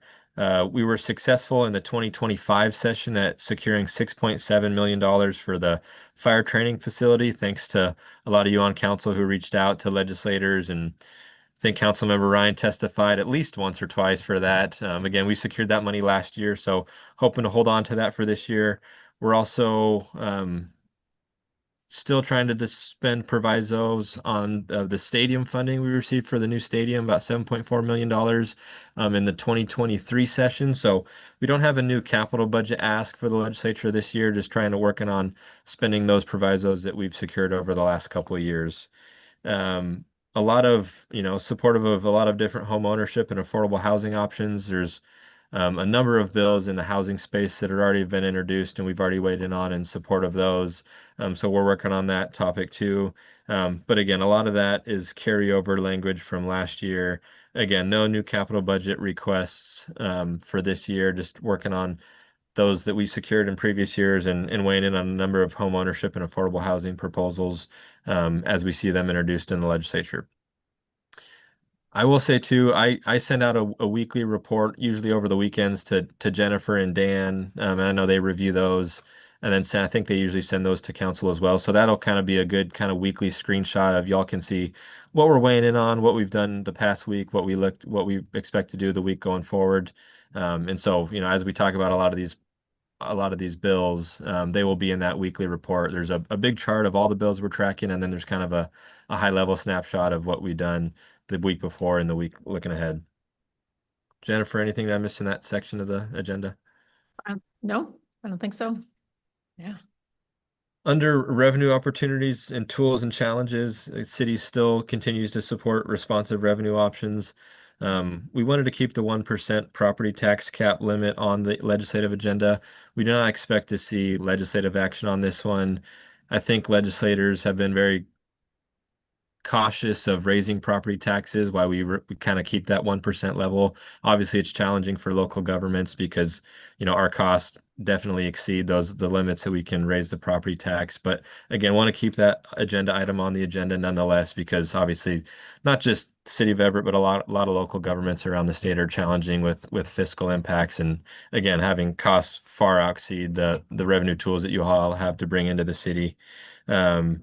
I will let Jennifer talk about the Regional Fire Authority bill. This is a piece of legislation we are working on that has some traction, and it's a piece of legislation that we've already testified on twice. Chief DeMarco has testified on this, but this could be a tool that we could use for our fire departments to get a little bit more revenue. So Jennifer, you want to add on that? Sure, yeah, it's basically it would kind of modify the existing ability for cities to form their very own fire district without merging with an adjacent fire authority, and ideally retain their levy authority. So we could form an Everett fire district today, but it kind of doesn't change anything with the tax levy because you just shift the money over. This would make it function more like joining another regional fire provider. And yeah, that's the concept. And we can talk more about it at your retreat too, because that is one of the fire service options, assuming it makes it through the session. You have a bill number on that? Yes. One of us does. House Bill 2224 or Senate Bill 6037. And those are 26 number? Yeah. Yes. Thank you. Question? Oh, Councilmember Ryan. Thank you. Has the union weighed in on these bills and if they support or not? So, the state union has not opposed it. Yay. And our fire union, has not officially weighed in, although conversations, I've had with union members has been supportive of this. There's a lot of union members that like the idea of maintaining Everett Fire, and this would be a tool to do that while increasing revenue. AWC has been working on this too. They've checked in with the state council and the Fire Chiefs Association as well. So we're keeping in contact with those folks as well. Councilmember Benson, so we have a couple more questions. Yeah, go ahead. Councilmember Zarlingo. Yeah, would this allow a fire benefit charge? Yes. Yes, it would. Any other questions, comments? Okay, we're good. All right, thank you. Great. Another one in that revenue bucket is, requesting help with indigent defense standards. Obviously, this is a huge cost to local governments. This is one of the top priorities on the AWC legislative agenda. Again, the states obviously has fiscal challenges themselves. We had some good conversations with legislators, both pre-session and early in session. Again, it's a very challenging issue. It's a huge cost to the state and to locals. So trying to be creative on, how we could proceed going forward. No good proposals on that right now, but again, want to keep that issue in front of the state legislature to know how much it'll cost local governments, in addition to the state as well. Obviously, the city is a fan zone for the FIFA World Cup. No ask there, but just making sure legislators are aware of that as FIFA comes to town here just in a few, I guess, 5 or 6 months. It'll be exciting to see. And then obviously oppose unfunded mandates that state may consider to throw on local governments, obviously, because we can't afford them. So Jennifer, anything else there? No. Okay. Workforce development. This has kind of been carryover language you've had on our legislative agenda for a few years. Improve childcare access and affordability, behavioral health and general health care workforces, very supportive of that. Again, this is as we see legislative proposals introduced, we kind of track them and support them as we see fit on that. I think we can flip to the other side, or the next page is the behavioral health and public safety portion. This is a long and extensive list. I want to highlight just a couple. One of the proposals that's getting a lot of attention this year is on automated license plate readers. This is Senate Bill 6002, and I can look up the House bill in a second as the companion. These bills were actually heard earlier this week, I think yesterday, both the Senate and the House bill. And there's a couple different proposals out there that look at, I think setting up appropriate standards for these automated license plate readers. We are currently seeking changes to kind of best practices on how to use these cameras, working closely with our police force and our chief. I think the bill as written right now has only 72 hours of retention. That's very difficult for investigations. A lot of times those investigations aren't complete in that 72-hour timeline. So trying to extend that timeline to, I think 30 days would be ideal. I think cities could probably live with 21 days. So looking at a couple tweaks on that bill. One good thing about that piece of legislation is it does take care of the public records issue with the ALPRs or flock cameras are a common tool that a lot of locals use. So we are working on that one very closely and are working with AWC and others on that one. And then we're exploring tweaks on House Bill 2015 that was passed last legislative session. This was the $100 million for police officers, a grant program that would allow cities to access if they had a local option. It's okay. Yeah, thank you. And that bill that was introduced, it's been very, very difficult to implement fully. There's dozens and dozens of requirements that local jurisdictions need to abide by to fully comply with that bill. There's been, I think, 20 or so local jurisdictions that have applied for that funding. Not one local jurisdiction has been full compliant with that legislation that was passed last year. A lot of it's the CJTC, Criminal Justice Training Commission, how they are delineating what was in the bill and the requirements. So we're trying to see if there's tweaks there. The bigger jurisdictions can still use that tool because they just essentially, if they're not fully compliant, just have to pay a fine of about $100,000 a month. Correct, Jennifer? Is that what the number? Yes, but we categorically disagree with that philosophy because we don't expect the council to enact a new tax on our residents and then write a check back to the state to fund any future unfunded mandate that they wanted to send our way. So we're not going to do that one, or at least we'll recommend that the council wouldn't pursue that path. But hopefully there's fixes, or our department is also working to come into compliance with those really extensive restrictions that are in place right now. So for clarification, is this involve the public safety tax? It is there's the Okay, yeah. that's the part, that's what I figured. You didn't Yeah. say that at first, so. Yes, sorry, I should have mentioned that. That's right. House Bill 2015 from last year Yeah. was the legislation that implemented the public safety sales tax and a grant program, but both of them created this new long list of requirements for departments, for cities and counties to comply with. So if we qualify for or initiate this public safety sales tax, there are additional grant money available. There's also grants that can be applied for, and then there's these training requirements and a number of Yeah, other. I understand all the requirements, but I didn't realize there's additional grant money available also. Yeah. Case, okay. Yeah, so, but basically the city could collect, if you voted on this, we could collect $4.2 million, but we would pay the state $1.2 million annually For for what? that money. For what? For fines, because That we're not in penalty. compliance to Oh. the requirements that they've set that they're actually, I think, Right. still finalizing. So I get it. Okay. again, no jurisdiction has been able to be successful, and some are actually now owe the state money and don't collect anything. So Do we know what Mount Lake Terrace has done yet? there's like Tons of tons of cities have passed this. Mhm. Again, we're not recommending it to you to pass until this is fixed. Right. Okay, thanks. Good. Thank you for the clarification. Not Right, the sure, you can AWC is working on a trailer bill that would make some of those tweaks and adjustments. Still kind of working out, fleshing out the ideas on those. The prime sponsor of the bill last year liked some of those provisions of the bill, but not all of them. So we're in close communication with AWC on that one as well.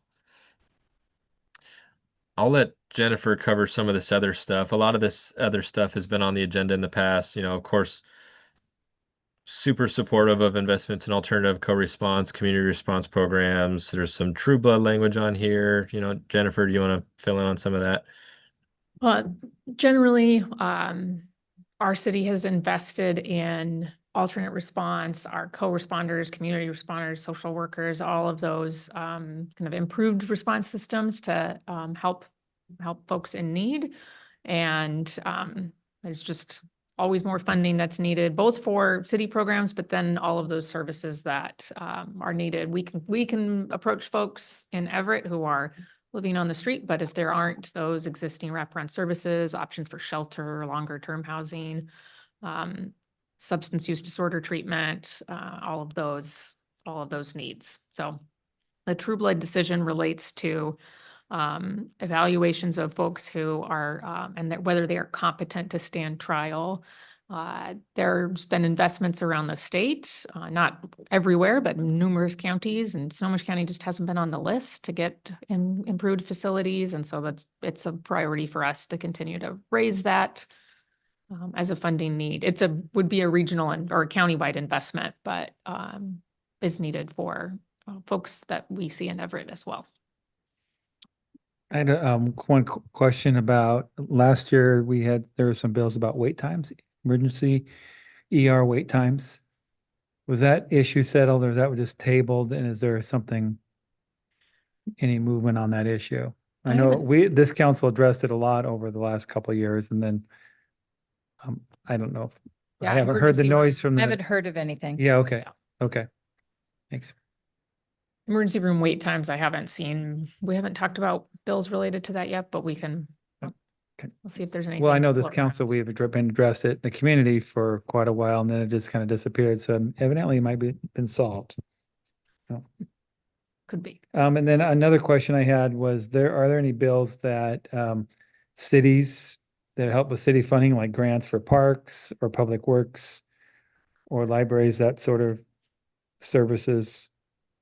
I mean, without the adoption of the kind of the full scale biennial budget, there's less revenue and grant programs that are discussed during this legislative session. Yeah. Yeah, I will add, there's a House Bill 2442, which is a local government funding flexibility piece of legislation that Jennifer, I think you testified on I earlier. did. Yeah, I did testify on that. It's got about, I think, 8 different options in it of, one adjusts the REIT tax, one does utility tax for counties. There's a menu of options that locals could use to increase some local revenue and some revenue flexibility. So yeah, we are supportive of that legislation and testified in support of that earlier this week. Thanks. Any other questions? Councilman Ryan? Oh, just on the REIT bill, if you need Everett City Council member to testify in support, let me know. Great, thank you. Thank you for that. And just so you're all aware, our directors are watching this very closely. They're fantastic. They spend a lot of time with their teams, making sure that they're flagging anything as it relates to city business, city services, weighing in support if it helps our expand or maintain our city programs, weighing in opposition if it harms it in any way. So, but absolutely appreciate council's willingness to testify. So sometimes it's really a quick turnaround. So Jennifer will reach out and if you are interested, let's just tap Jennifer and she'll put you on the list of potential folks to. Thanks. Okay, thank you. Oh, we have questions. Are we at the end of the report? I don't want to preempt that. I think we are. This is questions. Sorry. Yeah, feel free to ask any questions and I can talk a little bit about some of the work we've done to date. Gotcha. I have 4 items I wanted to ask about. One is, and I think we tried to make some effort on this, and maybe you've touched on it, I missed it, but the involuntary commitment issues, how hard it is to get people involuntary committed, and the goal to loosen those restrictions. Anything happening? Are we making any effort to push on that? There's a bill that Jesse Solomon, I think, is bringing forward. The mayors around the county and as well as some South King County mayors and I have been working with different members of that are working in Olympia, and Jesse Solomon is bringing something forward that will help with involuntary commitment to help give people pathways to treatment. So there is something.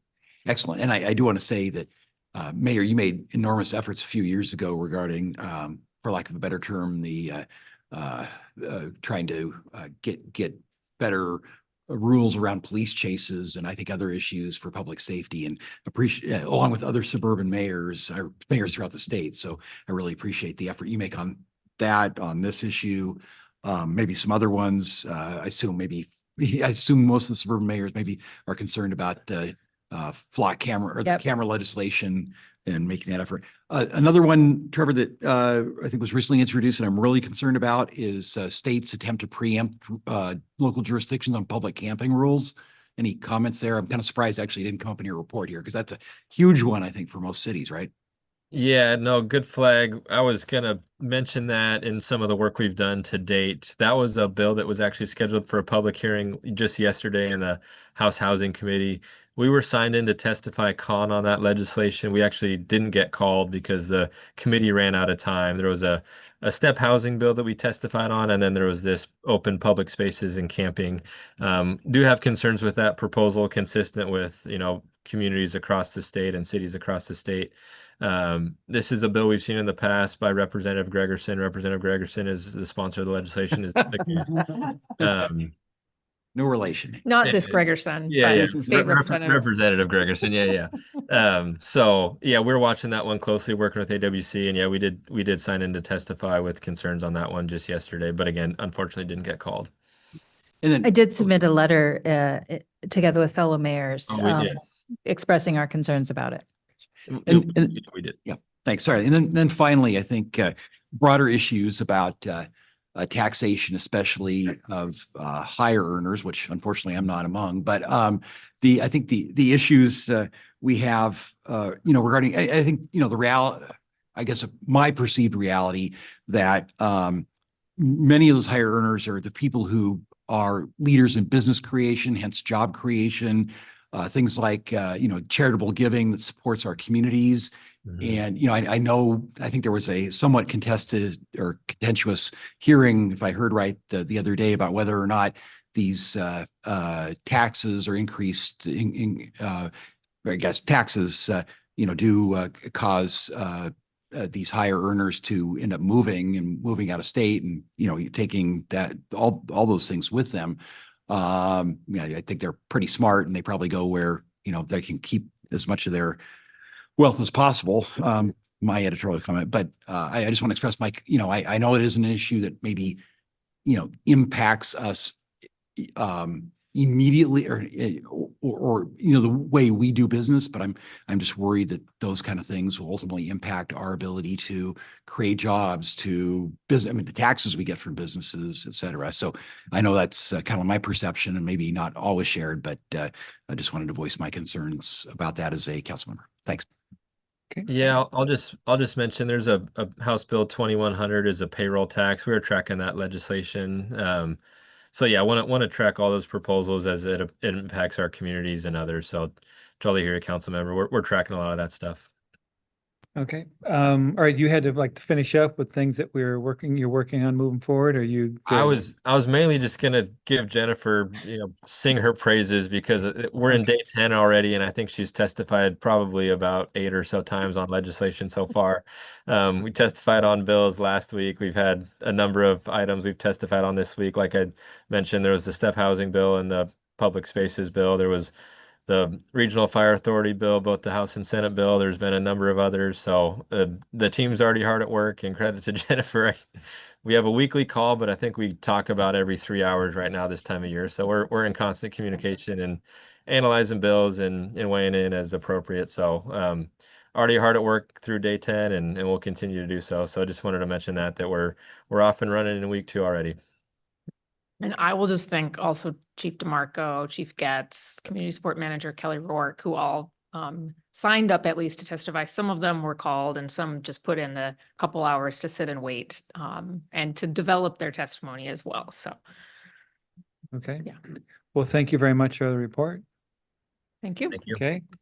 Well, with no further business, meetings